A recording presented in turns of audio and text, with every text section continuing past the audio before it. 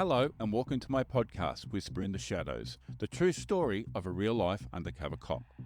I'm Michael Bates, and I was a police officer for 15 years in one of the country's state police forces. I was also an undercover cop for over 2 years, and all the episodes of this podcast are my true stories of what it's really like to be an undercover cop. Rather, I was Michael Bates. So, full disclosure, Michael is not actually my real name. It was my covert identity I used on most of my operations. Now, everyone has a notion of what undercover policing is all about. Whether you think they are a narc, a covert operative, a dog, or an undercover cop, most people seem to confuse plainclothes police with being undercover. There is a very big difference though. Most plainclothes police don't wear a uniform, so they aren't as obtrusive in public. Being covert is completely different though. You become immersed in the world of your targets. When you're a police officer, part of your role is to investigate crimes. This means you try and find evidence to prove the person you have arrested has committed that crime. Now, this evidence can consist of physical, verbal, video, and witnesses. When you're an undercover police officer though, you are the evidence, and you are the reason someone gets convicted of the crimes. That is both exciting and dangerous. So, why don't we get on with the next episode?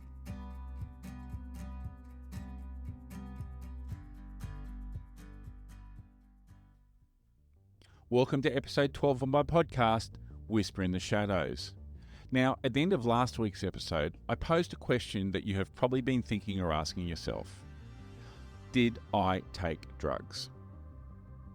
I never ever used any hard drugs, be that ecstasy, speed, heroin. I did, however, simulate smoking dope on a few occasions. Okay, who am I kidding? I did smoke dope, both for work and sometimes when I wasn't working. Funnily enough though, once my time finished, I have never had any drugs since, with the exception of alcohol, and I have given that a nudge on more than a few occasions. Maybe I saw what happens when you take drugs. Maybe I had done my experimentation and had grown up. Maybe it was part of the role and game I was playing and I no longer needed it. But I stopped. A lot didn't, and a lot couldn't, and there was nothing there to help them back then. Okay, so where did we finish off last week's episode? Let me see. Sorry, there were bosses, next level, 2 weeks, needed to do something. That's right. So I came up with the bright idea that I should go to Tracy, offer her $2,000 to introduce me to her supplier so I could start doing more deals. My controller just looked at me. Do you think she'll go for it? I answered I had no idea, but I had to try something. And besides, what would we lose if she said no? The operation would close and she'd be picked up. We knew who he was and that he was somehow involved, but not to what level. My controller agreed and I made the call there and then. Recorded, of course. Tracy answered the phone. Hello? Tracy, Mick, how are you going? Yeah, good, Mick. What's going on? She said. Not a lot. That gear you got me last time is going down a treat, I said. That's good, she replied. Yeah, so look, about that, I was wondering if maybe you might be interested. Now, I was rambling and my controller saw it. He looked at me, gave me the 2-finger to the eyes salute and told me to concentrate. What, Mick? Tracy said. Yeah, look, I want to get more gear. What if I was to give you $2,000 for you to introduce me to the person you get your gear from so he can sell to me? I blurted out. Now the phone went quiet. Very quiet. I had this bugger, I stuffed it up look on my face. My controller was doing the arm and shoulder raises as if to ask, what's happening? I'm shaking my head and closing my eyes, and then Tracy says, let me think about it, Mick, and I'll give you a call back tomorrow. Yeah, sure, Tracy, I said. I'll talk to you tomorrow. And with that, she hung up. My controller looks at me and she'll think about it and let me know tomorrow, I said. And that was that. I finished my notes and went back to my safe house. Now that night, we, the UCs, went out as a group. As I said, there were 3 of us living at the same uniblock, so it wasn't unusual for us to go out. That night, another 2 joined us and we went into the city. Well, to be correct, we went to the casino first, where I proceeded to lose money and be told I wasn't allowed to sit and watch the others play because I was bad luck, which of course I wasn't. After we had lost a suitable amount of money, we went to one of the clubs that was popular at the time. This particular club was part of a hotel, so we went to the front bar first and had a few more drinks before heading into the nightclub area. There was a raised area at the back of the club that had a bar and also 2 pool tables. This was where we regularly congregated. That night we played pool with a guy who owned one of the tables as he kept winning. Now this guy was possibly the ugliest guy I had ever seen. He had red hair, a mullet, which wasn't very fashionable in the mid-90s, and he was missing teeth. Yet he had 3 of the most stunning young women hanging off of him. We noticed this as we approached, and it soon became evident why as we saw him playing pool. You see, this guy had a deformed hand. Without a word of a lie, his middle finger was the size of a 5-inch pecker. He was also a pretty nice guy, and unluckily for him, decided he would try and sell us ease during the game. Now, this isn't the story, but as we were out drinking, we let it go, and no, we didn't take him up on his offer. But one of his group, a young lady, she wouldn't have been much more than 19 really, again very attractive, decided she would befriend us. She came and sat with us, and so did another girl. At the point that old mate made the play at selling us some drugs and we declined, she pipes up with, You're glad you didn't take him up on his offer? Why is that? One of the boys jokingly asked. Are you a copper? No, she said, but you never know who is. Now, that piqued our attention. Here we were, a bunch of coppers playing at being criminals, and we had a live one who was playing at being a copper. I think we could have worked that one out, another one said. Yeah, we tend to keep away from coppers in our line of business, I joined in with. What do you all do? She asked. We can't tell you that, you might be a copper. But your friend is very close to our business, I said. We were taking the piss, and we were having a lot of fun with it. But then it got even more funny. She says, I better not tell my brother then. Your brother? One of the boys laughs. Why is that? Oh, he is an undercover policeman, she blurts out. Oh, really? I asked, trying hard not to laugh. Yeah, he is, she said. And what's his name? Another of the guys asked. At this point, we knew all of the people in the squad, both male and female. None of them had a sister that age. She gave us a last name, and we all just started laughing. What's so funny? She asked. You might get caught by him. No, nothing, I said, still laughing. Her brother wasn't an undercover cop, but she was adamant he was. Now, he may have been a copper and he may have been in plain clothes. But what I remember from all those years ago, that even then, being an undercover copper had a mystique about it. It was something special, something that people would lie about to try and make themselves look or feel important. To us, it was a job. It was an exciting, different and fun job, but just a job. We didn't think of ourselves as special. Different, definitely, but not special, and we all went back into general duties after our time was up. Many never speaking about what we did to our family of blue, because generally they thought we were tainted and didn't understand what we went through. Our stories were told at reunions and if we went out on the town together. Anyway, I got home very, very late or early, depending on your view of things, and was very drunk.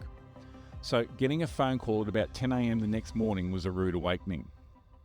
Part of me thought I would let it ring out, but the sensible part, who had been somewhere else the previous night, decided to show up and I answered it.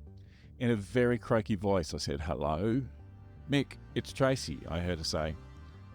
Oh, hey Tracy, sorry, I'm a bit hungover, came my reply. I was starting to clear my head up, and besides a very dry mouth and a slow throb in my head, I wasn't too bad. I got my thoughts together and was more focused when I heard the words, I've spoken to my supplier and he's willing to meet you. Fuck me, really? I said. Yes, really. But I need the $2,000 first, then we organise the meet, Tracy said. Mate, I'm not sure, hey. How about I give it to you when we do the meet, I said. Not that I don't trust you, but this is a big thing on my part. And it is a big thing on my part. If something goes wrong, I'm to blame, she said. She had a point. When the op finally closed and everyone was rounded up, she would be identified as the person who had introduced me. There was no getting around that. Should I feel sorry for her? I mean, I was potentially putting her in danger. I evaluated it this way. What she was doing was against the law. The drugs business was a very dangerous business regardless. I was just doing my job, and she was involved long before I came along. It was a battle between one's self-conscious and moral and ethical compass. I mean, Tracy wasn't a bad person. She was actually quite a nice person. It was just that she sold drugs that fucked up people's lives, sometimes irrevocably. It was still something that I had to deal with, and I had to internalise. Okay, where and when can I meet him? I asked. He wants to know how much you want to buy, and we aren't talking 1 or 2 grams at a time, she said. Yeah, okay, how about half an ounce to start with? I said. How much will that be? I'll find out and call you back with the price, time and place to meet, was her reply. Yeah, sure. No worries, I said, and hung up the phone. That went well, I said to myself. In fact, I was almost positive I had blown it, but she took the bait and the easy cash for me to be someone else's problem. I had a quick shower and made myself a coffee and started to feel better. I then called my controller and told him Tracy had come through. He was impressed. I told him I had asked for half an ounce, which would mean we would need about 6 or 7 grand, and I didn't know where I was meeting yet. I had to wait on another call from Tracy. He started getting things rolling at his end, including getting surveillance on standby. Now, there were also another couple of targets that I made buys from during this operation. For years, my dream car was a Saab 9.3 Aero convertible. I know, strange. But I managed to own one for a few years after I left the job. Anyway, it's even stranger given that one of my targets drove one and was very distinctive because of it. You see, it was midnight blue. Picture this, middle-aged man, late 40s, with longish blonde perm hair and a perpetual tan, driving the northwestern suburbs in a convertible Saab. Okay, I'm not sure he actually permed his hair, but it was curly or wavy, might be a better description. Meet Charlo, your Eastern European, possibly repressed gay, drug dealer.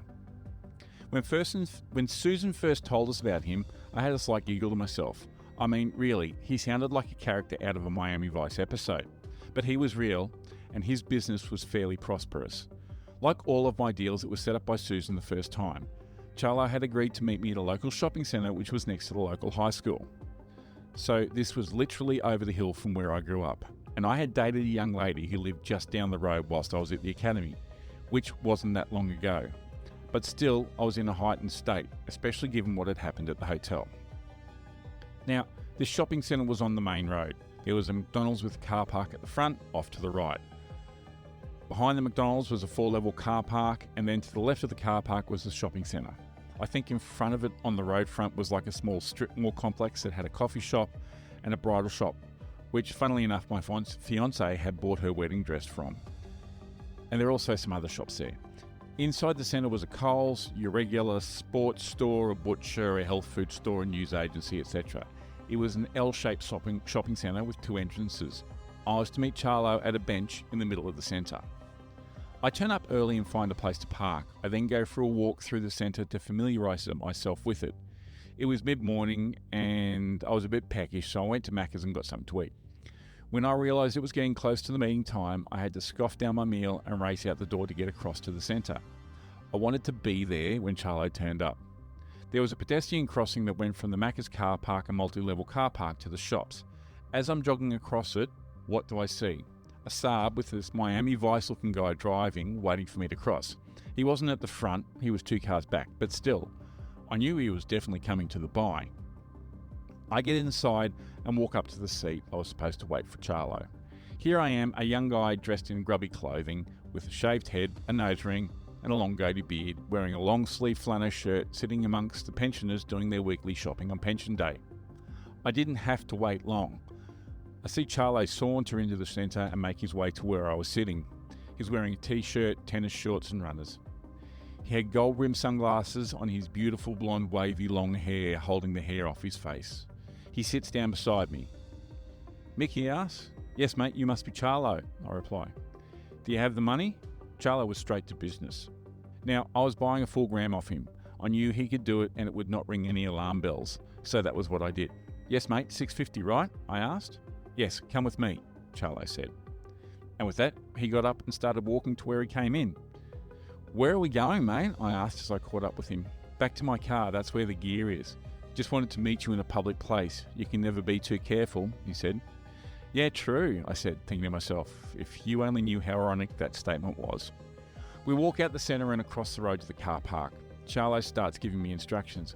When we get to my car, I'll get in, and if you come to the driver's window, we can do the deal that way. Yep, sure. So is the gear good? I asked. You will find out. I've had no complaints, he replied, laughing. By this stage, we had got to his car. Charlo opens the door, gets in, starts the car and winds the window down. Money? He asks. Yeah, sure, I reply, and take the $650 out of my pocket. As per usual, I had it in $50 notes rolled up.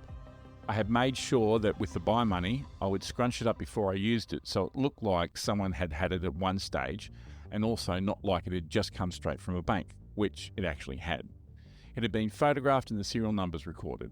I hand it over to him and he hands me a small alcohol package. Thanks, I said. You have my number from Susan? He asked. Yep, I do, I replied. Give me a call when you want to get on again. I will usually meet you here or close by, he said. Yeah, cool, I said. I'll be in touch. And with that, I walked back to the shopping centre.